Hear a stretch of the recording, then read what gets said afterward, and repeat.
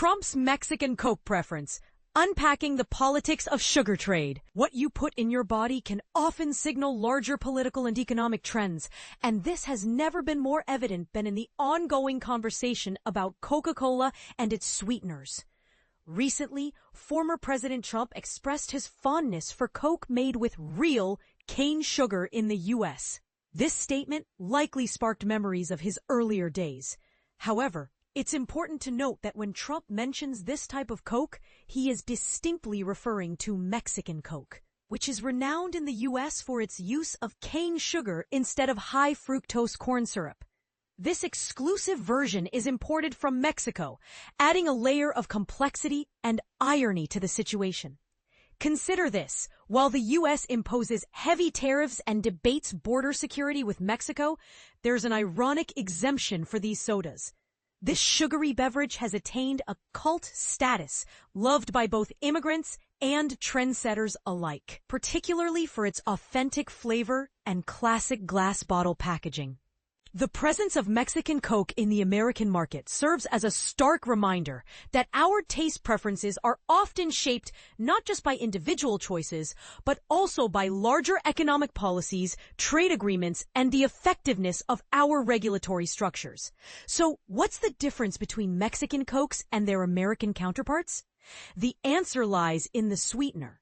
In the U.S., high fructose corn syrup is the sweetener of choice due to its lower cost, thanks to a well-established system of corn subsidies and sugar tariffs.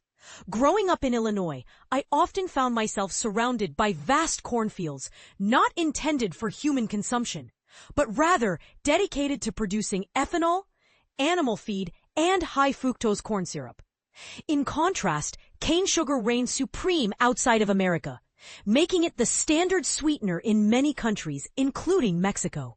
This means that Mexican Coke offers a flavor profile that some enthusiasts argue is far more genuinely sweet. It has become both a nostalgic and pure option in a market overwhelmingly filled with artificially sweetened beverages.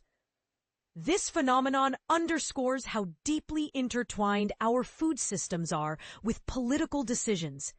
It's about more than just taste. History does have a way of repeating itself, and Coca-Cola has often been a focal point of national discourse. Back in the early 1900s, the U.S. government challenged Coca-Cola in court under the Pure Food and Drug Act of 1906 due to accusations of misbranding and adulteration. At the time, the drink contained only trace amounts of coca and cola, but boasted significant caffeine content.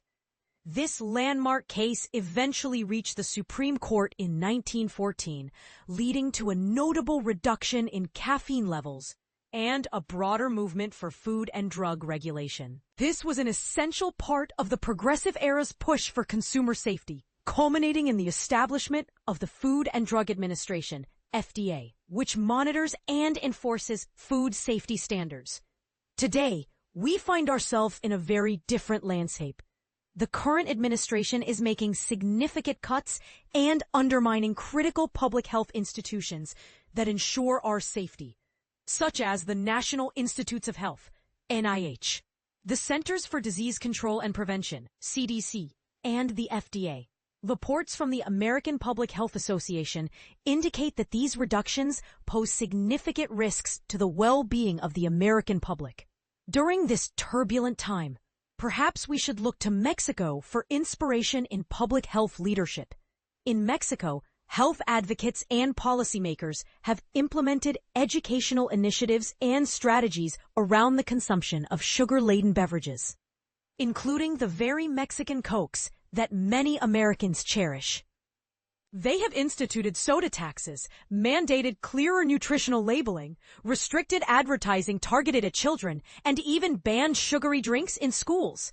Their approach considers public health to be a crucial responsibility rather than a mere matter of personal choice. As a historian, it's not my position to declare which sweetener is healthier, cane sugar or corn syrup. That's a matter for nutritionists and scientific experts. However, one undeniable truth remains. Personal preferences from those in high political office cannot replace the necessity for strong public institutions. You can't effectively manage a food system through social media posts or purely sentimental tastes.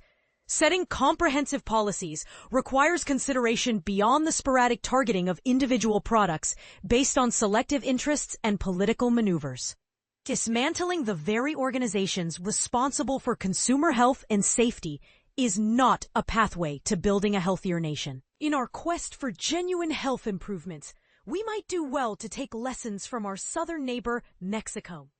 Ultimately, it is far less about which Coke captures your taste buds and more about which nation is genuinely taking significant steps towards safeguarding its citizens against the adverse effects of unregulated sweetness and excessive corporate influence.